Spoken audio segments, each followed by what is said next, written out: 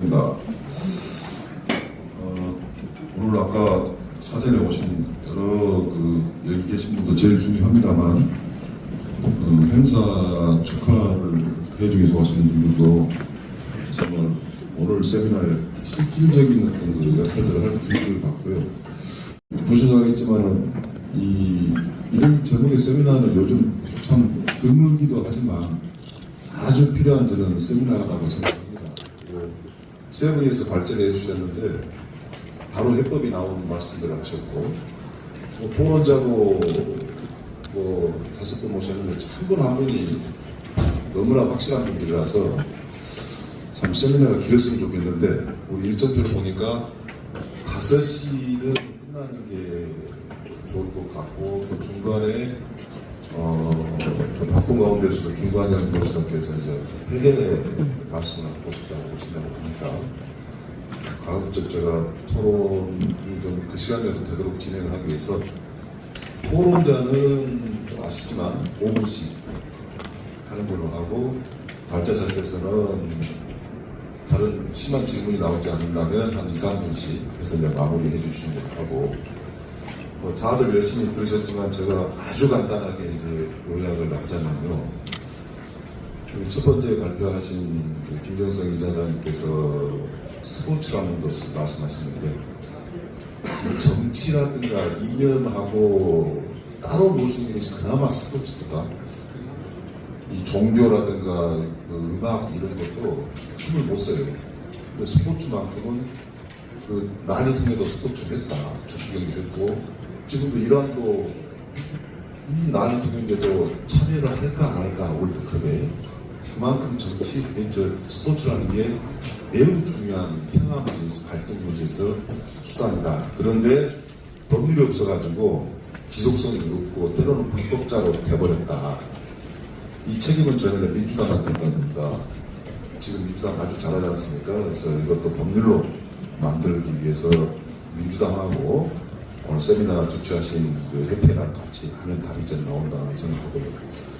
두 번째 이회정 박사님께서 연계 관광이라는 답을 딱 주신 것 같아요. 시간이 부족해서 설명을 크게 못 하셨지만 그래서 두 분께서 이제 적대적 두 관계에 대한 애로사항도 있지만 저는 애로사항이 아니라 보고 이건 토론 끝에서 적대적 두 국가로 우리한테 오늘 이야기한 것이 얼마만큼 도움이 되는가 또 한번 토론했으면 좋겠고요. 끝으로 최병준 변호사님께서 이제 통일 관광 교육 그래서 지금 상황에서도 충분히 관광이라는 매체로 해서 남북 문제에 있어서 평화라는 문제는 최악의 상황이지만 보장할 수 있다. 이런 발제가 나왔습니다.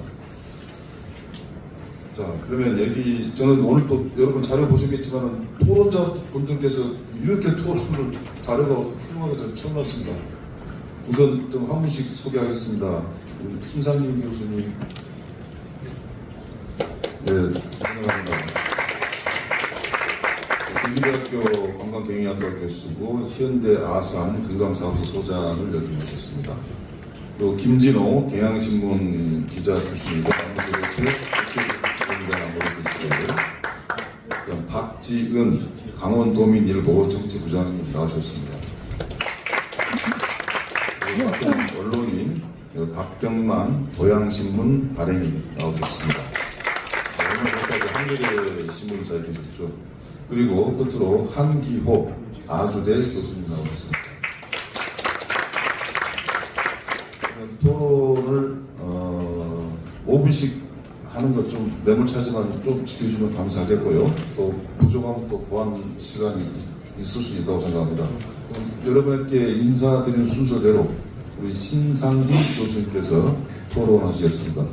여러분 박수 부탁합니다. 네, 반갑습니다. 소개받은 신상진입니다. 항상 이런 토론회 하면은 준비들은 옛날 며칠 해와도 3분 5분인데 가능한 5분 안에 끝내도록 하겠습니다. 오늘 세 분 발제자님 말씀 잘 들었고 정말 100%다 공감되는 내용입니다. 특히 우리 김경성 이사장님 말씀하신 거는 정말 이렇게 우리 이재명 대통령께서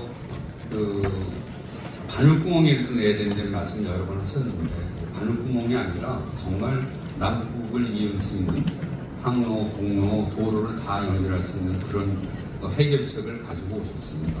그래서 정말 어떻게 볼 때는 몇 분도 말씀을 이미 하셨었지만 지금 이 상황에서 이게 될까? 이게 가능한 일입니까? 하는 말씀들을 많이 하시는데 모든 것이 막혀있을 때 이때야말로 역설적으로서 뭔가 몸이 부딪히는 이 축구를 통해서 동그란 공을 통해서 이 남은 문제를 풀어가시려고 하는 거기에 대해서 정말 응원을 보내지 않을 수가 없습니다. 그리고 이제 여러 가지 어려움이 있긴 하겠지만은 정부 차원에서 남북 문제를 접근하는 것은 정말 어려운 점이 많지만은 지금 제가 이사장님께서 하시는 이 사업을 응원하는 이유는 정말 아리스포츠컵이 가지고 있는 20년간의 그 신뢰라는 자산이 있습니다. 남북 관계에서는 합의서가 없어서 안 된 것도 아니고 남북 정상회담을 안 했기 때문에 안 된 것도 아니거든요. 결국은 남북 간의 가장 중요한 것은 상호 신뢰인데 그 신뢰를 바탕으로 20년간 정말 22차례나 이 사업을 이어왔다는 것은 저도 금강산 사업을 10년을 했었지만은 그 10년을 이어가는 것이 얼마나 지난하고 어려웠던 상황을 충분히 알기 때문에 20년간 22차례 이제 23차 원산에서 축구대회를 계획하고 계신데 정말 잘 되기를 온 국민이 힘을 다해서 이루어졌으면 하는 생각입니다. 그리고 이제 시간이 워낙이 제한이 되어 있으니까 세 분에 대한 발제자에 대한 토론문을 제가 쓰긴 했지만 참고로 그냥 책자를 봐주시고요. 이혜정 박사님께서 발표하셨던 부분 중에서 굉장히 좀 안타까워하시는 부분들이 있었습니다. 남북 연계관광 얘기가 나왔었는데 남북 연계관광은 우리가 북한을 어떤 시혜적으로 도와주는 것이 아니라 우리 자체로도 굉장히 중태자한 문제입니다. 관광은 우리 미래의 먹거리 산업이라 전 세계에 어느 정도 있는데 한국은 OECD 국가 중에서도 관광이 차지하는 GDP 기여도가 최하위인 나라입니다. 그 이유가 남북 연계 관광이 안 되기 때문에 그렇거든요. 그래서 남북 연계 관광이 되면 지금 우리가 3.8%에서 4.2%에서 왔다 갔다 하는데 세계 평균이 10.1%입니다. 바로 2배로 뛰어넘을 수 있는 그런 상황이 될 거고요. 또 북한의 입장에서도 200만 명을 유치하려고 계획을 세워놨지만은 이 박사님께서 자세히 말씀해 주셨지만 몇 명 안 되는, 몇 단체 안 되는 러시아 관광객까지는 지금 어려운 얘기죠. 작년에 통계 보면은 한국에서 외국 관광을 나가신 관광객 수가 2,955만입니다. 3천만 명입니다. 거기서 7%만 금강산 관광이 됐건 원산 관광이 됐건 백두산 관광을 모시고 하면 바로 200만 명을 넘어가는 숫자가 됩니다. 또 하나 가장 지금 취약점 김영선 이사장님께서 말씀하셨던 부분 지금 고려항공을 보면은 홈페이지에 들어가 보면 26대가 등록이 돼 있어요. 근데 대부분이 30년, 40년 된 기종입니다. 실지를 취항할 수 있는 항공기 5대 내지 6대밖에 안 돼요. 근데 우리 매일 제주공항에 이착륙하는 비행기 수가 평균 495대입니다. 500대가 매일 왔다 갔다 하고 있습니다. 그래서 우리가 그런 부분에 대해서 북한을 굉장히 도와줄 수 있는 부분이 되겠고요. 다시 한번 제가 말씀드리고 싶은 것은 최 변호사님께서 여러 가지 좋은 말씀 많이 해주신데 남북관계는 법이 없어서가 아니고 합의서 그게 중요하지 않다는 말씀드리는 것이 아닙니다. 우리 7.4 공동성명도 있었고 남북구번 합의서도 있었고 6.15 공동성명 14선언 9.19 선언 얼마나 좋은 게 많았습니까? 근데 왜 이렇게 우리가 이 자리에 와 있냐 하는 얘기죠. 결국은 상호 신뢰가 튼튼하면은 외압이 있거나 어떤 외국적인 국제적인 문제가 있더라도 우리 신뢰가 있으면은 김명수 이사장이 말씀하셨던 코가 떨어져도 축구 경기를 했단 말이죠. 그래서 신뢰가 없이는 되지 않는 부분이거든요. 그래서 우리 상호 신뢰를 쌓아가는데 요번에 원산으로 우리가 모두 가서 정말 공처럼 둥글둥글해서 남북관계도 원하지 않고 강하지 않고 공처럼 둥글둥글한 그런 관계가 돼서 평화롭게 지내기를 바랍니다. 감사합니다. 전북 지금부터 이렇게 시간을 잘 지켜주면 오늘 수사가 잘 되었습니다. 여러분들도 혹시 좋은 질문 있으면 준비해 주시고요. 그러면 이어서 지금 그 협회 국제교류위원장 계신 김진호 기자님께서 발표해 주셨습니다. 여러분 박수로 맞아주세요. 안녕하십니까, 김진호입니다. 별제문을 지난 3월 초에 토론문이죠. 별제문 토론문을 3월 초에 이제 작성을 하는 와중에 미국이 이란을 공격을 하고 전쟁 분위기가 계속 확산되는 그런 시점이었습니다. 그래서 오늘 그 김경성 이사장님, 또 이혜진 교수님, 또 세 분 발제해 주신 내용에 대한 어떤 분석보다도 자꾸 이렇게 이란 전쟁에 눈이 가더라고요. 그래서 기왕에 눈이 간 거, 물론 트럼프가 취임한 이후에 어떻게 움직여 왔는지, 우리가 지금 당장에 뭐 먼지가 많이 떠다니고 소음이 많이 들리니까 우리가 혹시 놓치고 있는 장면들이 있나 하는 생각에 두 개의 전쟁과 한반도 평화라는 제목으로 한번 토론을 작성해 봤습니다. 트럼프가 취임한 이후에 여태까지 몇 가지 사건들이 있었죠. 대표적인 게 처음에 이제 러우 전쟁에서 이거를 휴전을 시키느니 아니면 뭐 하느니 막 이렇게 하다가 결국은 알고 보니까 트럼프의 속셈은 작년 4월에 이제 서명을 한 우크라이나 재건 투자 기금 설치 협정, 이게 결국은 트럼프의 목적이었더라고요. 물론 아직 전쟁이 끝나지 않아서 제대로 운영되고 있지는 않지만, 그 다음에 또 작년 8월인가요? 작년 2월이죠. 미국의 트럼프형은 워낙 말을 좀 이렇게 이렇게 했다가 저렇게 바뀌기도 하고, 그런데 트럼프를 포함한 미 행정부 고위 관료들, 당시 국방부 장관과 국무부 장관이 포함돼서 아주 내용은 말을 못하면서 너무너무 좋은 전대미문에 그리고 작년 2월에 그렇게 1억 안에 고위급 접촉이 있고, 작년 8월에 알래스카에서 푸틴하고 트럼프가 만났는데 거기서도 그 내용은 나오지는 않아요. 근데 어쨌든 트럼프가 여기까지 와서 꿈꿨던 또는 가장 기대하고는 가장 큰 미국 입장에서 경제 협력 관계는 러시아하고 관계가 아닌가 생각을 하게 됩니다. 그 다음에 왜 취임하자마자 취임 전부터 그린란드가 미국 거라고 그리고 막 그랬지 않습니까? 그리고 그린란드를 차지하기 위해서는 무력을 사용할 수도 있다, 이렇게까지 얘기를 했는데, 그게 제일 심했던 게 1월 달에 가장 심했었죠. 그래서 유럽 국가들이 막 집단으로 반발을 하고 그렇게 했는데, 그것도 2월 달 돼서 1월 말 이제 다보스 포럼에서 덴마크와의 북극 프레임워크라는 거를 이제 또 체결을 합니다. 이 내용은 이제 주권은 덴마크에 두되 미국의 독자적인 군사적, 경제적 운영 구역을 확보한다, 이런 내용으로 일단 잠정 협정을 맺었고, 그 다음 달 지난 2월 달에 워싱턴에서 열렸던 핵심 광물 장관급 회의, 뒤에 발표문에도 소개를 해놨지만, 여기에서 이 덴마크의 북극 프레임워크 체결 이후 처음으로 이제 히토류 광산, 그린란드에 있는 히토류 광산에 대한 투자 계획을 이제 발표를 했습니다. 그 다음에 다 아시다시피 베네수엘라 침공이 있었고, 또 이번에 이란이 있죠. 요 두 개는 여러 가지 목적이 있겠지만, 특히 이란은 여러 가지 핵무기 제거, 여러 가지 목적이 있겠지만, 트럼프는 기승전 돈이라고 생각하시면 하는 것 같아요. 하는 얘기는 여러 가지를 하지만 결론은 이제 돈, 미국에 가져가는 돈. 그러니까 트럼프가 취임사에서 말했던 피스메이커라는 말도, 그 피스메이커 피스는 미국이 돈을 버는 평화, 그래야만 평화가 온다는 게 이제 트럼프의 어떤 사고방식이거든요.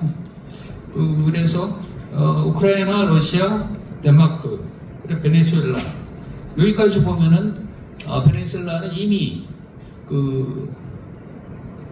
공격한 다음에 이제 베네수엘라 석유를 자기들이 통제하고 있다, 이렇게 얘기를 하지 않았습니까? 그게 실행이 된 것이고, 트럼프의 국가안보 전략에 보면은 서반부 방위, 미국 본토와 서반부 방위에 총선을 둔다는 건데 서반부가 웨스턴 헤미스피어에 들어가는 중에 두 군데가 이제 또 다른 미국이 군사행동을 하지 않을 거고 그러다는 데가 두 군데가 있습니다. 하나는 최근에 트럼프가 직접 말했죠. 쿠바. 우리 쿠바를 갖고 싶다. 뭐 이런 식으로 쿠바에 대해서 언급을 했고 바로 미국 코앞이기 때문에 코밑이기 때문에 그 이란 사태가 좀 잦아들고 그러면 트럼프가 언제든지 다시 어떤 액션을 취할 수 있는 것 같아요. 쿠바 같은 경우에 단순히 경제적인 목적도 있지만 어떤 백수십 년 동안 미국이 꿔왔던 꿈, 쿠바를 갖고 싶어하는 그런 꿈을 이루려는 미국 대통령 임기 두 번째 임기에는 꼭 자기 업적을 남긴다고 그러지 않습니까? 그 업적으로도 생각을 하는 것 같고 그린란드도 어떤 식으로든 미국 트럼프가 다시 이제 소유하기 위한 어떤 행동을 하지 않을까 싶은데 다만 이 부분은 나토 동맹국들하고 관계를 완전히 단절하거나 상당히 위기에 처하는 상황이기 때문에 좀 시간을 두고 진행되지 않을까 싶습니다. 여태까지 이런 트럼프 행동 계획을 보면은 자원과 평화의 교환, resource for peace 이런 식으로 진행이 되어 왔어요. 근데 요 얘기를 우리 한반도에 좀 적용을 하니까 지금 당장은 이란 사태 뭐 이렇게 있지만은 이것이 이스라엘이야 끝까지 가겠지만 미국은 결국 발을 빼지 않을 수가 없는 그런 상황이죠. 법적으로도 의회에 보고하지 않고 시작한 전쟁은 8주 동안 할 수 있는가요? 그렇게 돼 있지 않습니까? 그러니까 맥시멈 4월 말 트럼프가 말한 4, 5주 내에 해결된다고 하는 거는 이제 거의 다 되고 가고 있죠. 지금 네 번째 주, 24월초 3말 4초에 이제 미국은 어느 발을 빼지 않을까 싶은데 이러한 행동 결정을 갖고 있는 트럼프가 북한을 어떻게 바라보고 있을까요? 저는 미국이라는 나라 이렇게 외교 정책이나 대외 군사 전략이나 이렇게 나라마다 정교하게 이렇게 새로운 정책을 만들지 않습니다. 자기들 하나 틀을 만들어 놓고 그거를 여기다 다 적용을 하는 거죠. 그러니까 이거는 트럼프만 그런 게 아니고 트럼프 행정만 그런 게 아니라 미국이라는 나라가 그렇게 하더라고요. 세련된 강대국이 아니기 때문에 액시덴탈 슈퍼파워를 하지 않습니까? 어쩌다 강대국의 어떤 그런 성격을 갖고 있기 때문에 DNA에 그래서 우크라이나 전쟁이 끝나고 트럼프가 기대했던 러시아와의 엄청난 경제협력이 시작이 되고 그리고 계속 김정은에게 보였던 관심을 통해서 김정은과의 대화가 이루어진다면은 그들 사이 오갈 말들과 그 결과로 이제 나올 협정문은 어떨 것인가. 그게 궁금하신 분들은 제가 말씀드린 몇 개의 협정문을 읽어보시면은 많은 부분이 거기 담겨 있지 않을까 싶습니다. 이제 북한의 특성에 맞는 걸로 이제 바뀌었다고했죠. 그래서 이 오늘 세미나는 작년과 또 달리 이렇게 전쟁 분위기 속에서 열리고 있는 거기 때문에 이런 어떤 큰 흐름 속에서 우리가 북한을 어떻게 볼 수 있는가, 전망할 수 있는가 이런 부분에 제가 초점을 맞췄고요. 마무리를 한번 합시다. 예. 5분이 쉽지 않네요. 트럼프의 행동 개정만 있는 것이 아니라 김정은이 지난 2월 달에 9차 담배에서 말한 가장 적대적인 두 개의 국가도 그대로 남아있죠. 이 두 가지 사이에서 우리의 어떤 원산을 방문하는 어떤 계획을 어떻게 짜야 될지 같이 고민하고 그래야 되지 않을까 싶습니다. 한 가지 마지막으로 하나 말씀드리면은 이렇게 국제 문제나 이렇게 볼 때 저는 이렇게 세계인의 관점에서 한반도를 읽고 한반도 거주민의 관점에서 세계를 읽는다는 생각을 갖고 있는데요. 국제 문제를 볼 때 이 다초점 렌즈가 필요합니다. 지금 눈앞에 이란만 보이고 눈앞에 원산만 보이지만 좀 더 이렇게 멀리서 볼 수 있는 그런 안경도 필요하고 또 필요할 때는 이렇게 오늘 여러분이 발제해 주신 것처럼 구체적으로 들어가서 가까운 걸 볼 수 있는 돋보기도 필요할 것 같습니다. 그런 식으로 일단 토론을 마치겠습니다. 네, 좋았습니다. 아주 훌륭했습니다만 약간 시간 낭비가 적었다 정도 말씀드리고요. 고맙습니다. 이어서 우리 박지은 경기도민일보 정책부장님, 여러분 박수로 한번 맞아봅시다. 안녕하세요. 저는 전 세계 유일 분단도의 강원도의 대표신문 강원도민일보의 정치부장을 맡고 있습니다. 박지은이고요. 제가 또 한국기자협회 부회장을 같이 맡고 있습니다. 일단 오늘 이 토론회 저는 이렇게 공을 들여서 정말 한 땀 한 땀 정말 꾹꾹 눌러서 쓴 토론문이 정말 오랜만이고 그만큼 이제 다시 심는 평화가 필요하다라는 의미를 담았습니다. 그래서 여기에서 오늘 이렇게 오니까 너무 반가운 분들을 많이 뵈서 정말 그 2018년이 오버랩이 되는데 그러니까 최우순 지사님 그리고 김경성 이사장님 여러 몇몇 분들 저희 평양 동지입니다. 그래서 2018년에 평창 동계올림픽이 이제 전 세계 평화 가치를 확산을 했고 그 평화 모멘텀을 토대로 뭐 4.27 남북 정상회담, 9.19 평양 공동선언 그리고 또 이제 싱가포르 회담 비록 뭐 노딜에 그치기는 했지만 이 평창 올림픽이 정말 전 세계 평화의 변곡점이 됐습니다. 그래서 그런 역사적인 현장에서 저는 2018 평창 동계올림픽 현장에서 이제 북한 선수단을 취재를 했고 그다음에 이제 고위급 인사들 또 몰래 취재를 하면서 뻗치기도 많이 했었고 그러다가 이제 문재인 대통령 당시에 9.19 평양 공동선언을 이제 행해지기 전에 이제 이 남북체육교류협회 주관 그리고 또 강원도 주관 이제 공동으로 평양 서해선 용도를 통해서 9박 10일간 광복절을 껴서 평양에서 현지 체류를 하면서 취재를 했었는데 제가 지금 올해 기자생활 이제 20년 차가 됐거든요. 그런데 이 평양에서 이렇게 9박 10일간 취재를 했던 그 기간이 정말 손 꼽아서 제가 기억하는 취재 현장이기도 합니다. 그래서 당시 여기에 이제 같이 계셨던 평양 동지들은 원비어가 머물렀던 그 양각도 호텔에서 이제 머무르면서 이제 평양의 여러 곳들을 물론 이제 계획 도시였지만 이제 그렇게 곳곳에서 봤는데 갑자기 또 이제 정권이 바뀌고 또 남북 관계가 냉각되고 북미 관계에 냉각이 되면서 이렇게 그러니까 평화가 멈춰섰습니다. 그런데 지금 이제 여러 가지 좀 대외적인 경제가 변했기 때문에 이제는 이 오늘 토론의 제목처럼 다시 심는 평화가 굉장히 또 이뤄져야 할 때라고 생각을 하고 그래서 저는 이제 오늘 이렇게 세 분의 발제를 관통을 하면서 좀 언론의 전략적인 역할을 좀 이제 말씀을 드리고 싶습니다. 그래서 오늘 토론회에서 이제 스포츠 외교 그리고 평화 관광 전략 그리고 법 제도적 측면으로 이제 세밀하게 또 이제 말씀을 해주셨는데 다들 아시다시피 이제 남북 관계 대화 풀리는 거 사실상 남한이 혼자 독자적으로 할 수가 없잖아요. 그리고 이제 4월에 또 이제 중국하고 미국하고 또 대화가 있고 미국에 또 이제 전적으로 달려있는 부분이 있기 때문에 그러면 여기서 저희가 이렇게 모인 이유는 그런 정부 관계 채널과는 별도로 인간에서 움직여야 한다. 그것이 바로 스포츠가 아니겠습니까? 그 작은 공을 굴려서 더 큰 평화를 만드는 것. 그래서 김경성 이사장님께서 이 국제 스포츠 교류가 정치적인 제약을 넘는 가장 유력한 창구라고 말씀을 주셨는데 전적으로 동의하고 그 창구가 오늘 이 자리를 통해서 또 원산으로 갈 것으로 기대가 됩니다. 그래서 저는 그 창구가 열릴 때 한 가지 좀 당부 말씀을 드리고 싶은 게 이런 국제 스포츠 교류 현장을 기록하고 알리는 언론의 전략적인 역할, 특히 남북 관계에서 어떻게 기록이 되고 어떻게 전파가 되고 홍보가 되고 이런 부분들도 이제 또 남북체육교류협회에서 같이 고민을 해주셨으면 좋을 것 같고요. 그리고 특히 이제 언론사 중에서도 이제 강원도는 세계 유일 분단도에 있는 분단 지역의 언론이기 때문에 또 이제 강원도에 소재하고 또 이제 지금 원산 가이마 평화 관광지구를 중심으로 저희 이제 속초나 양양이나 이제 크루즈, 뱃길, 하늘길, 설길 이렇게 다 준비가 되고 있습니다. 물론 그 민선 7기 이제 최문순 도정 당시에 최문순 지사님께서 여러 또 이제 SOC 관련한 로드맵들을 많이 구상을 하셨고 지금 이제 동해북부선과 춘천, 속초, 동서 고속화철도는 이제 2028년에 이제 하반기에 동시 개통을 하게 됩니다.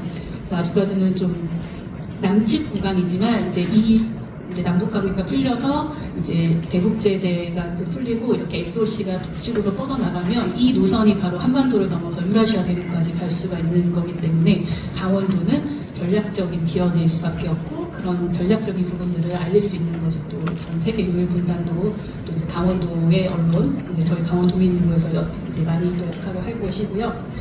그리고 또 두 번째 발제에서도 원산가을마 평화관광 협력 프로젝트 많이 제안을 또 이제 센터장님께서 해주셨는데 이제 통일부나 또 이제 민간단체에서도 재외동포 관광, 남북 환승 관광 이렇게 이제 우리 국민 관광의 3단계 전략을 이제 원산 쪽으로 뚫고 있는데 여기에서도 저는 지금 이제 어쨌든 기본적인 로드맵이 나왔지만 이런 정보 공유와 언론의 역할 그리고 또 이제 그 남북 관계 이제 특별하게 취재를 할 때 좀 신뢰할 수 있는 제3자의 현장 취재나 검증이 이제 언론사에서도 같이 돼야 된다 이런 부분들 특히 이제 언론의 현장 접근권 보장을 이 남북 그 교류와 관련한 취재에서도 좀 협력 조건이 좀 세부적으로 명시가 됐으면 좋겠다라는 제안을 드리고요. 그리고 또 최영준 변호사님께서는 이제 통행 통관 통신 이 3통에 대한 이제 규제 완화 부분들을 얘기를 해주셨는데 어쨌든 특례법을 이제 좀 만들어야 된다 이런 부분에 전적으로 공감을 합니다. 그래서 여기서 또 연장선상에서 저는 이제 여기에다가 이제 취재 통로도 좀 명시적으로 포함이 돼야 그래야 이제 그 기록을 현장에서 할 수가 있는 것이고 사실 2018년에 현장에서 언론 취재를 하기는 했지만 그 보위부에서 많은 제약을 받았고 사진도 디지털 카메라도 많이 찍었는데 지우라고 뭐 이제 이런 부분들이 많았습니다. 그래서 이제 이렇게 좀 판이 벌어졌을 때 남북 교류가 열리고 또 이제 같이 또 협력을 해서 민간 차원에서 특히 스포츠를 중심으로 이렇게 판이 열렸을 때는 이제 언론의 전략적인 역할에 대한 좀 구조적인 기본 틀이 좀 보장이 됐으면 좋겠다라는 말씀을 드리고요. 그래서 마지막으로 저는 이제 이 부분들을 다 종합적으로 해서 언론과 정부의 역할이 굉장히 중요하다. 스포츠 교류가 이루어지는 현장을 기록을 하고 또 관광 공간에 대한 신뢰를 형성을 할 수가 있고요. 그것이 바로 원산 갈마 지구이고요. 또 특례법에 대해서 좀 투명한 집행 또 어떻게 이루어지는지 이런 부분들을 또 세밀하게 감시할 수 있는 것도 언론의 역할이라고 봅니다.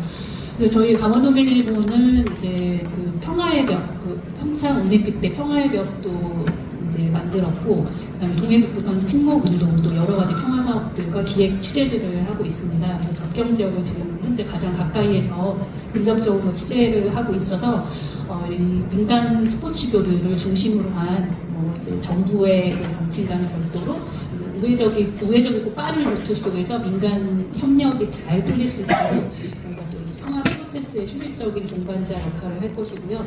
그래서 오늘 이 자리가 정말로 논의에만 그치는 것이 아니라 실제 법안이나 정책 수립 그리고 현장 교류로 이어지면서 나중에 저의 소원 중에 또 하나 버킷리스트 중에 하나는 저는 좀 원산 지국장, 원산 특파원도 또 하고 싶기도 합니다.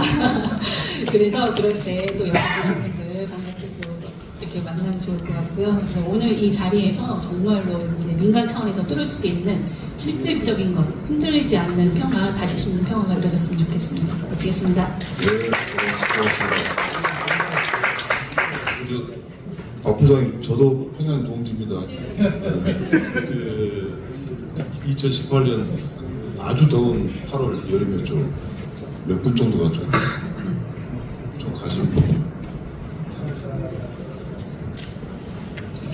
꽤 많이 갔어요. 지금 그 평양 동지들이 각계각층에서 아주 힘있게 일들을 열심히 하고 있습니다. 때가 좋아져가지고. 그래서 우리 남북체육교류협회에 다시 심는 평화, 우리는 원산으로 간다라는 캐치프레이즈에 모이면 저는 큰 힘이 된다고 생각합니다. 최문순 지사님 다시 집합시키십시오.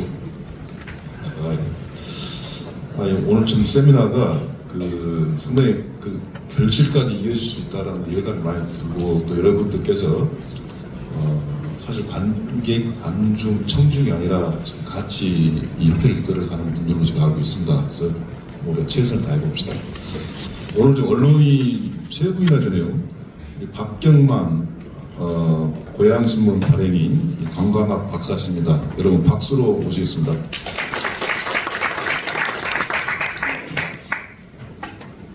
저는 고향신문에서 일하는 데서 한 3년 정도 됐는데요. 그중에 이제 한겨레신문에서 일하면서 관광학 박사하게 됐습니다. 그리고 고향신문 여행학교라는 것을 만들어서 지금 운영을 하고 있는데 주로 이제 접경 지역 탑사 위주로 하고 있습니다.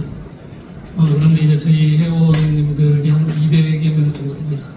근데 원산에 모신 좀 큰 소리 치고 있습니다. 그래서 아리스포츠컵 원산대회가 이제 반드시 좀 성공해서 이렇게 모시고 가기를 바라고 그런 성물을 담아서 저는 아리스포츠컵 원산대회와 원상 갈마 평화 건강의 연계 효과에 대해서 말씀을 드리려고 합니다. 첫 번째는 이제 스포츠와 관광의 연계 효과, 그다음에 스포츠가 어떻게 외교적인 그런 수단이 되었는가 이런 사례들을 좀 말씀드리고, 그다음에 이제 원상 갈마와 금강산 마신령 스키장 이 삼각 연계의 관광 그 효과, 그리고 남 DMZ와 설악산, 그다음에 남강원도 도시들과 연계하는 남북 연계 관광의 전략과 연계 효과 이런 부분에 대해서 말씀드리고자 합니다. 먼저 스포츠 이벤트가 외교적 전환에 끼게 된 사례는 가장 유명한 사례로 핑퐁 외교를 들 수 있습니다. 1971년 미중 간 핑퐁 외교를 통해서 닉슨의 중국 방문, 그다음에 마오쩌둥과 회담 이런 것에서 양국 관계 정상화의 출발점이 그것은 너무나 유명한 사건입니다. 다음으로 이제 들 수 있는 게 독일 사례를 들 수 있는데요. 독일은 1956년부터 1964년까지 동계올림픽, 하계올림픽 6번을 단일팀을 출전했습니다. 그래서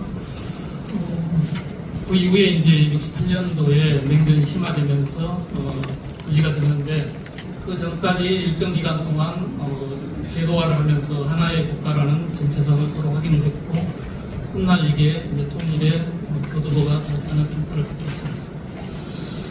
저희 이제 우리 남북한도 1991년 세계 탁구 선수권 대회랄지 세계 청소년 축구 대회에서 단일팀을 꾸려본 적이 있고, 여기 지금 최문순 지사님 계시지만은 저는 아주 굉장히 큰 업적이라고 생각합니다. 지워질 수 없는 업적이라고 생각이 드는데 평창 동계올림픽 남북 단일팀 공동 입장과 단일팀 구성 이런 돌파를 통해서 남북 회담이 재개가 되었고 정상회담으로 이어지는 그런 분위기를 형성했습니다.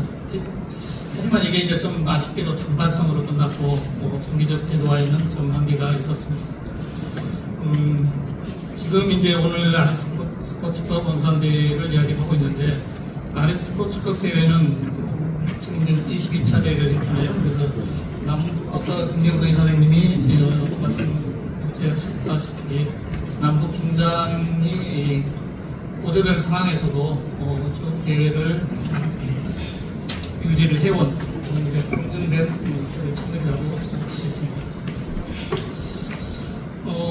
다음으로는 이제 스포츠 이벤트가 관광 거점과 결합된 사례에 대해서 좀 말씀드리겠습니다.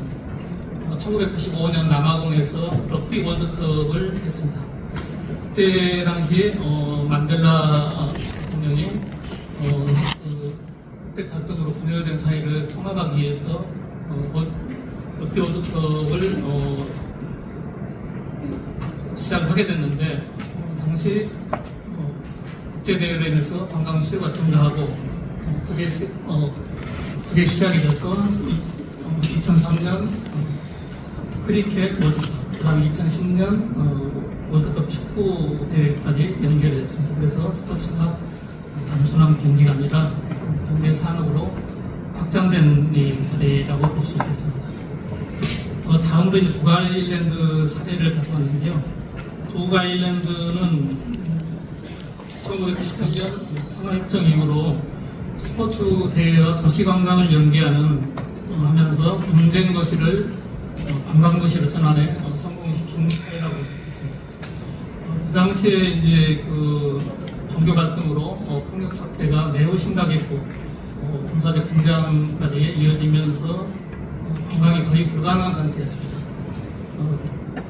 그런데 이 2012년 아일랜드 오픈이라든지 이런 식으로 이제 국제 대회를 유치를 하면서 외국 관광객들이 늘어나고 이런 것들이 지역 경제로 활성화되고 또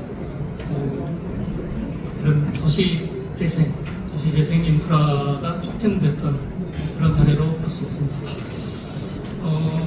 이러한 이제 사례들은 이 스포츠 이벤트가 단발성으로 끝나는 게 아니라 이런 관광 버튼과 연결이 될 경우 지속성이 강화될 수 있다는 것을 보여줄 수 있습니다. 다음으로 이제 원산대와 원산 백마관광의 연계 전략과 기대 효과에 대해서 간단하게 말씀드리겠습니다. 지금 이제 여기 오신 우리 DMZ 평화교육원의 안재현 대표 오셨는데 얼마 전까지만 해도 그 평양 마라톤 출전하려고 날마다 아침 저녁으로 열심히 연습했습니다. 근데 아쉽게도 무산이 되었죠. 북한은 지금 이제 그 7차 당대회부터 시작해서 최근에 이제 9차 당대회까지 계속 관광 정책을 강조를 하고 있습니다. 그렇기 때문에 지금은 좀 어렵다 하더라도 이게 북한의 기조이기 때문에 이 지금 어려운 점만 좀 넘긴다면 얼마든지 가능하다고 봅니다. 왜냐하면 이제 조금 정리 한번 합시다. 예. 정상 국가를 강조하고 김정은의 어떤 정책을 위해서는 반드시 할 수밖에 없는 길이다 이렇게 생각합니다. 지금 이제 남북 유소년 축구와 이 탁구 대회, 아시아 탁구 선수권 대회 이런 것들이 개최될 경우 이런 관광 효과 이런 부분들에 대해서는 제가 조금 자료를 만들어 봤는데 오늘은 시간이 없어서 이따가 혹시 기회가 되면은 말씀드리겠습니다. 마지막으로 이제 결론 이야기하자면은 지금 한반도 동해안 자연과 휴양 문화유산이 복합되는 관광권이 이 성사될 경우 그 타격 효과는 엄청나다. 그리고 남한 같은 경우도 이제 통과 관광지 아니라 체류형 관광지로 전환하면서 남한에도 큰 이득을 얻을 수 있다 이렇게 볼 수 있겠습니다. 베트남이나 중국이 폐쇄에서 개방이 되면서 관광객이 폭발적으로 증가를 했기 때문에 북한이 만약에 이제 관광을 개방을 하게 될 경우 분단을 관광 자원으로 전환한 그런 유일한 사례가 되면서 접경 지역, 남북한 접경 지역의 동부가 관광 허브가 되고 제주도급 관광지로 성장할 수 있지 않을까 이렇게 생각합니다. 그래서 단순 관광 확대가 아니라 한반도 동해안을 수십억 달러 규모의 국제 관광 식단으로 바꾸는 게임 체인저가 될 수 있다. 네, 주장합니다. 이상 마치겠습니다. 네, 감사합니다. 토론한 가운데 우리 김관영 전북특별자치도 지사님께서 오셨습니다. 그래서 지금은 일어서서 인사를 드리고 오늘 행사의 주최자시니까 폐회사를 정식으로 일단 해주는 걸 하고 우선 뒤로 돌아오셔서 인사 한번 나누세요.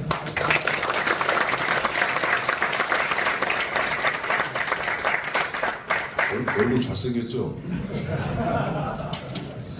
일단 좋은 말씀 부탁합니다. 자, 그러면 이제 마지막 토론자입니다. 그래서 우리가 시간 내로 또 발표자들 말씀도 들을 수 있을 것 같아서 시간 관리가 좀 잘 되고 있고 토론자들 감사합니다. 우리 한기호 아주대 교수님을 소개하겠습니다. 여러분 박수로 맞이해 주십시오. 시간의 압박을 받고 있습니다. 앞에 언론인들 세 분께서 말씀을 워낙 잘하셔가지고요. 네, 본론부터 바로 진행하겠습니다. 저는 아리스포츠컵이 갖고 있는 위상이 좀 재평가될 필요가 있다고 생각을 합니다. 특히 이제 남북체육교류사에 있어서 이틀 전에 저희 그 BTS 그 광화문 행사를 다 기억하실 텐데 저는 남북교류사에 있어서 BTS급의 위상을 아리스포츠컵이 갖고 있다고 생각을 하고 약속된 대로 제 북측 영토에 리턴을 해서 아리스포츠컵의 그 역사를 춘천에 이어서 계속 이어갈 수 있기를 바람하지 않습니다. 아까 어떤 발표자분께서 이제 정보 혼자 다 할 수 없다라는 말씀도 하셨는데 저도 마찬가지로 한반도 공공외교 차원에서 올해부터 제가 외신 외국 언론사에 한반도 평화 공공 외교에 대한 글을 계속 이제 연재는 아닌데 언론사를 좀 바꿔가면서 좀 이렇게 기고를 했는데 잘 실리고 있습니다. 그래서 홍콩의 뭐 아시아타임스나 뭐 미국의 NK뉴스, 지금은 또 더 힐에도 하나 기고를 해놨는데 실리게 되면 여러 가지 또 환기하는 효과가 있지 않을까 생각을 하고요. 원산 같은 경우는 이제 조선 동해의 진주라고 김정은 체제에서 이제 지켜 세울 만큼의 중요한 위상을 갖고 있는 곳이고, 아리스포츠컵 대회와 이제 관광 방안을 연계하는 것은 뭐 하기 싫다고 해도 이 아이디어를 같이 가져갈 수밖에 없겠다 생각을 합니다. 최근에도 이제 미국 인도협력 단체들은 북한에서 활동을 하고 있습니다.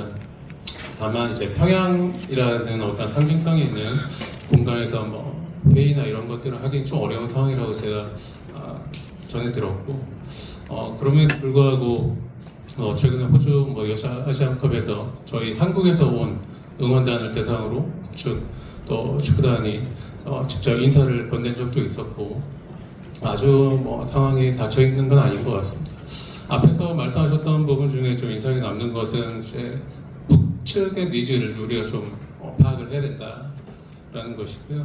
그런 측면에서는 원산에 이제 아리스포츠컵을 유치하고 이 국제 행사를 추진할 만한 어떤 인프라, 경제장 시설, 그 다음에 그걸 운영할 만한 여러 가지, 아까 최영진 변호사님께서 이제 벌크캐시 얘기도 하셨는데 그 부분은 제가 평소에도 계속 강조하는 부분입니다. 그래서 벌크캐시에 접촉되지 않는 방법, 지금 통일부가 이야기하고 있는 신평화 교류의 하나의 루트로서 또 에스크로식의 방법이 될 수 있는데, 에스크로 같은 경우는 그 시스템은 이제 미국과 이제 이라크 간의 인도협력을 풀어가는 과정에 있어서 광물 자원과 민생 물자를 교환하는 차원에 있어서의 아이디어인데요. 이게 북측에서 어떤 협력 사업을 할 때 적용 가능한가라는 부분을 조금 더 다듬어질 필요가 있다고 저는 생각을 합니다. 미국과는 완전히 협의된 상황이 아니기 때문에. 그럼에도 불구하고 이런 아이디어들은 뭐 장려되어야 된다고 생각을 하고요. 시설 부분은 제가 어제도 이제 위성 사진으로 좀 찾아봤는데, 그 신풍 축구장 같은 경우는 아직 뭐 잔디 같은 것들이 전혀 관찰이 되지 않고 있고, 그다음에 잔디 같은 경우는 최소 2-30억 보수 비용이 들어갑니다. 그리고 뭐 스탠드라든지 전면적으로 능라도 경기장 개축하는 성격을 좀 반출을 하면 한 2,300만 달러 정도가 추가로 들어갈 수 있기 때문에 그러한 북측의 어떤 준비 사항들, 협력 사업들을 같이 가져갈 수 있는지에 대한 배려 내지는 관심들이 필요할 것 같습니다. 우리의 외침이나 구호들은 북한에서도 이제 다 보고 있을 거라고 생각하고요. 지난번 1차 정책 토론 때도 했던 내용들이 다 유튜브에 올라가 있지 않습니까? 북측이 다 모니터링을 하고 있다라고 저는 생각을 합니다. 그런 차원에서 북한의 입장에서는 국가체육지도위원회라든지 이런 이제 위원장을 내각 총리, 지금 현재 박태상 총리가 겸직을 하고 있는데, 내각 부위원장이 국가체육지도위원회 또 부위원장을 겸직을 하고 있을 정도로 북한에서는 우리 집 이야기에서도 축구가 굉장히 영화상에서 크게 등장을 하는데, 이런 차원의 위상, 체육의 위상이 굉장히 높다. 이런 차원에서는 제가 아까 남북 교류사에 있어서의 아리스포츠컵의 위상을 말씀드린 거는 전혀 허언은 아니다라는 말씀을 드리고요. 그런 측면에서는 앞서서 말씀하셨던 신변 안전과 관련된 리스크 관리는 당연히 필요할 거고, 그렇기 때문에 저는 이제 중국 축구협회나 이제 몽골의 보건체육부, 러시아 체육부가 사실 주도권을 쥐는 방식의 경기 운영 방식도 주최 방식도 고려를 해야 된다. 최소한 이제 춘천 대회처럼 6개국 정도는 최소한 참여를 해서 새로운 이제 참여할 국가라고 본다면 저는 몽골이 꼭 참여했으면 좋겠다는 생각을 하고 있고요. 팬데믹 가운데서도 몽골 과학 아카데미 같은 경우는 북한과 사이가 굉장히 좋았거든요. 학술회의도 했었고, 그런 차원에 있어서는 이제 아세안 국가들을 조금 더 확대하는 차원의 좀 판을 키우는 상황에서 이제 참가자에 대한 신변 안전 보장이라든지 이런 부분들, 그 다음에 관광 사업에 있어서도 북한이 이게 조금 더 이익이 되겠다라는 생각을 할 수 있을 거라고 생각을 합니다. 그래서 그런 차원에서는 평양 마라톤 대회를 참고 역할을 했었던 에디오피아 대사관 같은 경우도 저희가 기억을 하면서 뭐 아프리카 국가들까지 좀 판을 키워서 저희가 북한도 좀 받아들이기 수월한 방식으로 이 대회를 좀 전향적으로 검토할 필요가 있지 않나 생각을 합니다. 이상입니다. 네, 감사합니다. 일단 오늘 밝게 세 분하고 토론 5분 하셨습니다. 그래서 마무리 들어가기 전에 제가 그 사회자로서 세 가지만 좀 강조를 하면요. 아까 이제 우리가 국회에서 이 세미나를 하고 있지 않습니까? 김경성 이사장님도 모르는 수가 있을 거예요. 법을 안 만들어 보니까 이 정권만 바뀌면 없던 일로 돼버리고 남북관계가 이 어떤 형태로든 국제사회에서 다루기 힘든 문제가 돼버리는 이런 문제를 좀 정말 앞으로는 안 생기게 하기 위해서 민주당이 나서서 다수당이니까 이 관련된 법률을 만들고 정리를 하자. 이 정리 오늘 굉장히 중요한 것 같고요. 여기 계신 분들도 그렇게 생각하려고 믿습니다. 그리고 지금 두 번째 말씀드리고 싶은 것은 평화냐 통일이냐 그러면 통일보다는 민족 자주성보다는 평화 문제가 중요한 것 같습니다. 그러다 보니까 문재인 정권만 해도 남북 관계가 중요했지만은 이제는 미국과 중국과의 관계도 굉장히 중요하기 때문에 대통령이야 미국한테 잘 해야죠. 그리고 국회에서는 또 중국하고도 관계를 맺어가고 또 공공외교라고 해서 우리 협회가 또 역할을 해줘야 되고 그런 식으로 가야 될 시기다. 그럴 때 평화에 있어서 가장 확실한 그 선도 주자는 스포츠다. 그래서 협회가 이제 그런 또 세미나를 오늘 한 거라고 저는 생각하고 끝으로 그 적대적 두국가론이라고 이야기하는데 아마도 대통령도 그 말에 대해서는 크게 불안하진 않을 겁니다. 남북 관계가 과거에 두 국가, 남북 동시 유엔 가입, 또 3단계 통일론, 다 이걸 두 국가를 전제로 한 내용이 상당히 많고 어떤 의미에서는 우리는 오히려 북한이 정상적인 보통 국가가 되는 것이 남북 평화에 더 도움이 된다. 그래서 그렇게 서로 관계를 맺은 것도 있고 그래서 적대적이란 말이 좀 문제죠. 냉정하게 말해서 개성공단도 국가 대 국가로서 합리적으로 해가는 것 같은 특수민족이거나 특수한 관계다 이런 것보다도 이런 것들을 오늘도 보니까 이제 언론인 못지않게 우리 법조인들 변호사님이 많이 계신데 이 문제를 또 세밀하게 또 같이 터치를 해주면 아까 처음에 말씀드린 대로 오늘 세미나가 정말 그냥 세미나로 끝나는 게 아니라 이 문제에 대해서 물꼬를 트는 그런 세미나라고 생각합니다. 그래서 여러분 장시간 좀 힘드시더라도 자부심을 가지시고 끝까지 마무리 해봅시다. 자, 그러면 다섯 분이 토론해 주셨고 그 발제자 세 분께서 죄송합니다만은 약 3분 내로 좀 강조하고 느낌이 가능할 것 같은데 이 프로에서 한 2분 정도 질문만 해주면 누가 답변했으면 좋겠다 질문을 해서 하면은 그것도 한번 시간이 맞으면 한번 해볼까 합니다. 자, 우리 우선 먼저 발제하신 김경선 위원님께서 박수로 받았습니다.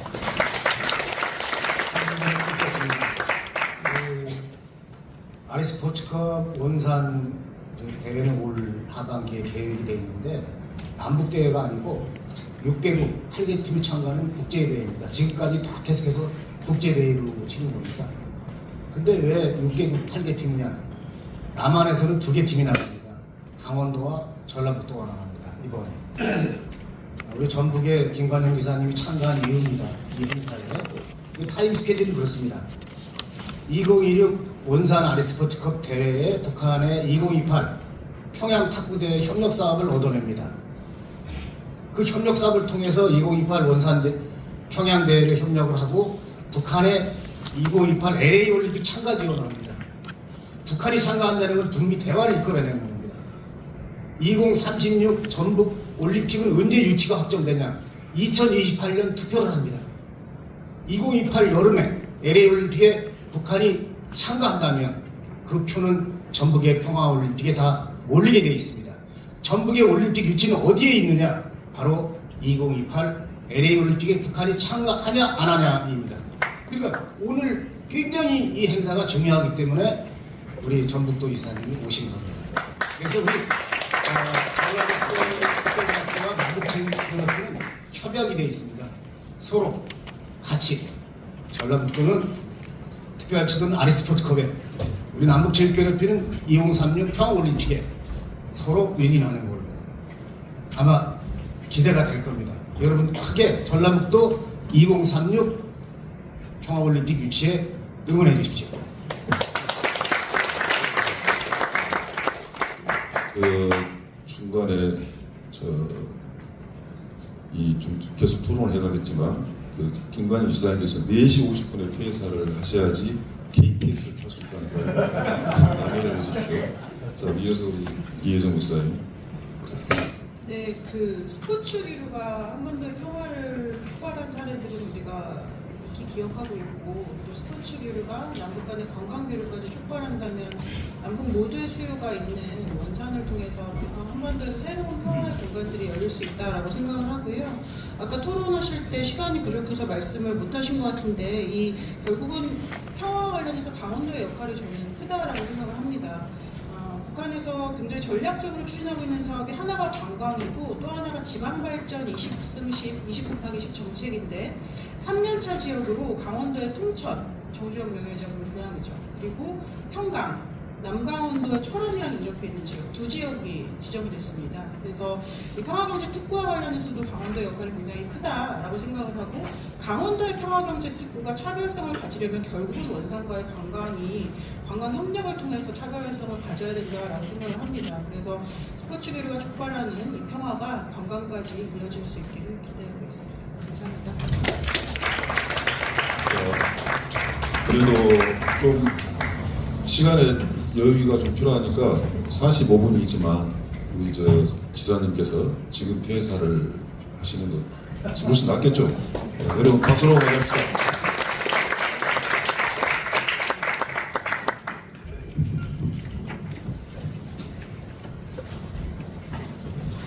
네, 여러분 반갑습니다. 전북특별자치도지사 김관영입니다. 인사드리겠습니다.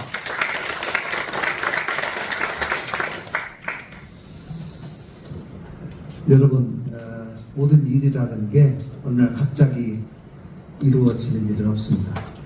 많은 분들의 오랫동안의 노력, 헌신 이런 것들이 축적되어서 결국은 결과물로 만개하게 됩니다.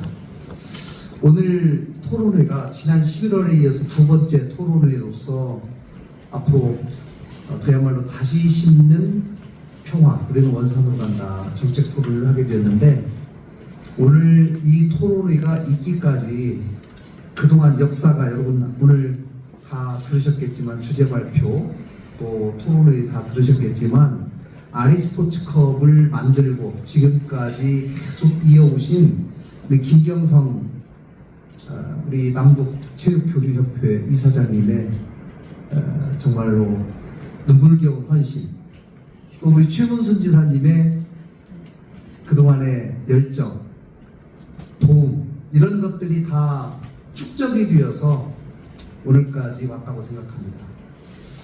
역사의 도도한 흐름 속에서 잠시 어떤 일이 멈출 수는 있어도 큰 흐름을 거역할 수는 없죠. 강이 바다를 향해서 흘러가는 것과 똑같다고 생각합니다. 바로 우리가 노력하는 평화와 통일의 문제도 마찬가지라고 생각하고요. 잠시 끊어지고 잠시 중단이 있을지언정 그 길은 반드시 이루어질 거라고 생각합니다.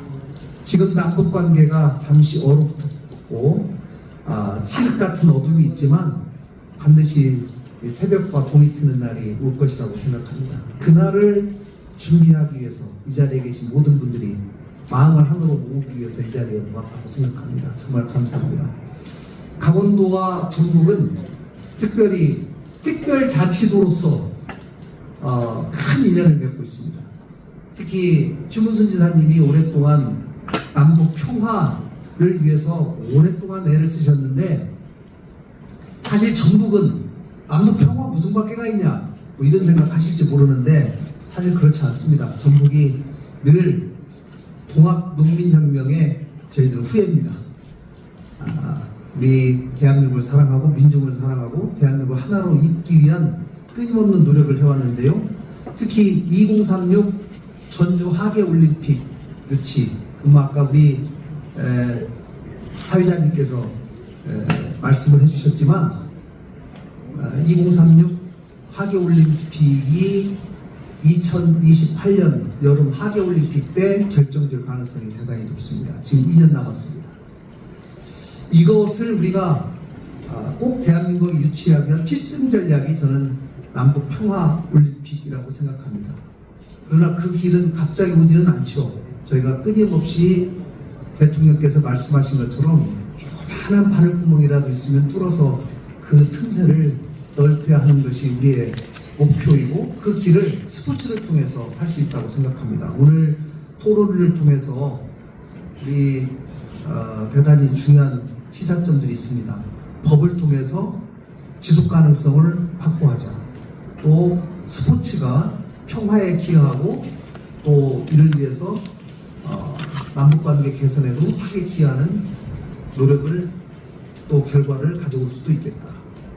또 두 국가를 전제로 한 여러 가지 행사들을 다른 나라들의 도움을 통해서 같이 노력하면서 평화 교류를 통해서 또 더 진진시켜 나갈 수 있겠다라는 그런 토론회의 시사점들을 앞으로 반드시 국회와 협력해서 현실화될 수 있도록 최선을 다해서 노력해 나가도록 하겠습니다. 저희가 지금 이 자리에 계신 분들이 과연 그런 날이 올까? 그렇게 될 수 있을까? 라는 생각을 하실지 모르지만, 여기 계신 분들이 모두 마음을 합하면 반드시 우리의 꿈이 현실이 되고 그날이 올 거라고 생각합니다. 저희가 평화를 심고 다시 한번 원산에서 이 자리에 계신 모든 분들이 다시 한번 만날 그날을 기약하면서 우리의 마음을 모아나갔으면 좋겠습니다. 오늘 끝까지 같이 해주신 많은 분들, 또 오늘 발제를 맡아주신 분들, 또 토론을 맡아주신 많은 전문가 여러분께 진심으로 감사드리고, 전북이 여러분의 이 가는 길에 든든한 후원자가 되겠다는 약속을 하면서 마치겠습니다. 감사합니다.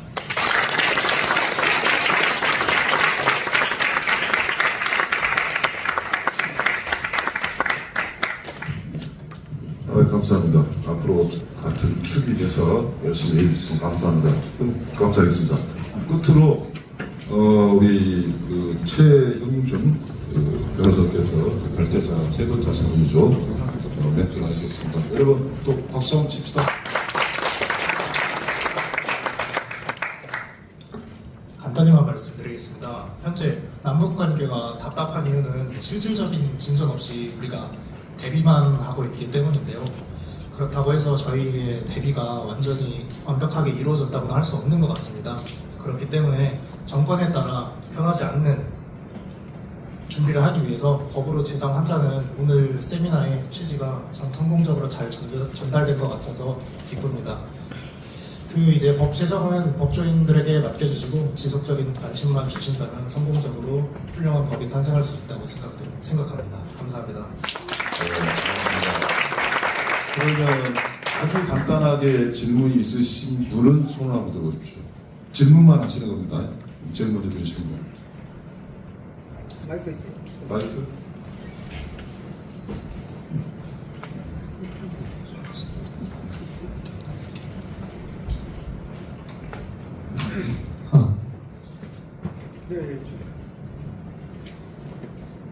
네, 국민국정 포럼의 대표 노승규입니다. 이혜정 위원님께 좀 질문하겠습니다.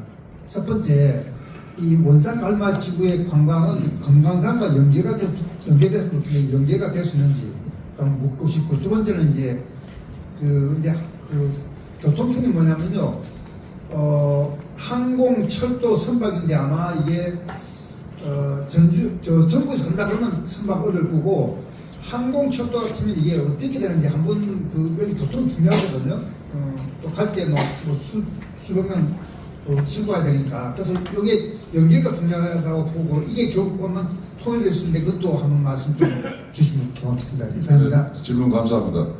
그리고 이 협회 요청에 의해서 질문을 누구한테 기회를 드리려고 하냐면요, 미국 언론이 오셨어요. 그래서 지금 열심히 유튜브를 찍고 있는데 질문.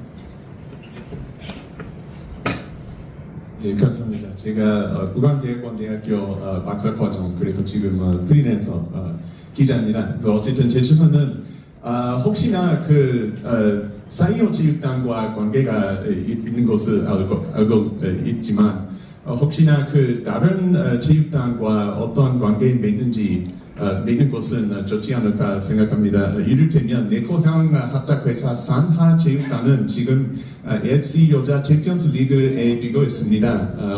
이번 주에 라오스에서 준준 결승에 들 예정입니다. 그리고 라오스와 같은 미얀마 그런 것 같은 나라에서는 보안이 많지 않고 서로 만날 기회가 많은 것 같습니다. 그래서 사이오 체육단뿐만 아니라 내 고향 월미도 리명스 체육단 이 체육단들을 관계가 맺는 것이 어떨까? 그리고 서로 이 체육단이 서로 경쟁해서 만일 한 체육단 허락해주면 다른 체육단도 다르지 않을까 그런 생각 그리고 그런 질문을 던지고 싶었습니다. 네, 감사합니다. 제가 부탁드리고 싶은 것은 요 영상 화면을 잘 이렇게 찍으셔가지고 국제적으로 좀 많이 알려주십시오. 그러면 방금 기자 질문은 우리 김정선 이사장님 답변하시기로 하고 아까 이혜정 박사님 먼저 죄송한데 짧으면 좋겠습니다. 예, 짧습니다. 28페이지에 제가 적어놨고요. 순서상으로는 이거는 뭐 가상입니다. 속초에서 원산으로 가는 해로 관광이 먼저 될 거고요. 지금 상황에서는 말씀드린 것처럼 육로가 차단되어 있으니까요. 그리고 육로를 복원한 이후에는 당연히 고성에서 금강산 통과해서 원산으로 가는 게 맞습니다. 루트상. 그렇게 갈 거고요. 공항은 뭐 일단은 양양에서 원산으로 가는 걸 먼저 생각하고 있습니다.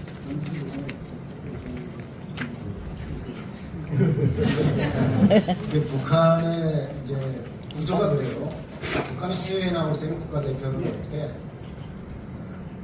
때로는 단일 팀으로 나올 때 사이오 체육단 이름으로 나오고 국가대표로 나오면 국가대표로 나오는 거예요. 북한의 국가대표팀의 대부분의 구조는 사이오 체육단 소속 감독들이 감독을 맡아요.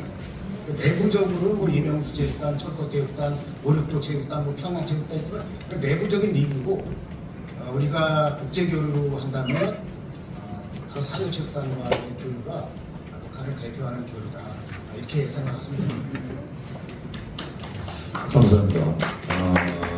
되게 아쉬운 말이 많지만 제가 알기로는 주최 측에서 끝나고 나서 모든 분들한테 식사를 제공한다는 걸 제가 들었는데 그때도 이야기하기로 하고요. 저 이야기가 나왔으니까 이거 어떠세요, 최문수 지사님? 국회에서 하지 않습니까? 어떤 법률 명칭은 이제 따로 정하더라도 그런 입법을 이렇게 하자라고 의견을 내놓는 게 중요하다고 봐요. 입법 의견을. 그래서 그걸 민주당에서 굉장히 심도 있게 하고. 이 법률이 왜 중요하냐면 얼마 전에도 트럼프 대통령이 그랬지 않습니까? 한국 못 믿겠다. 대통령 탄핵도 돼버리고 그러니까 법률발을 만들어라. 대미투자법. 안 만들면 관세 올리겠다. 이 정도로 이제 법률이라는 수단이 매우 중요하기 때문에 특히 남북관계는 불안정하지 않습니까? 그래서 이제 그런 측면에서라도 오늘 끝나시고 나서 일단 식사하시면서 위원장을 맡으셔가지고 뭐 추진위원회 해서 민주당한테 던져주면 그거 안 받을 수가 없습니다. 여러분 안 그렇습니까? 맞습니다.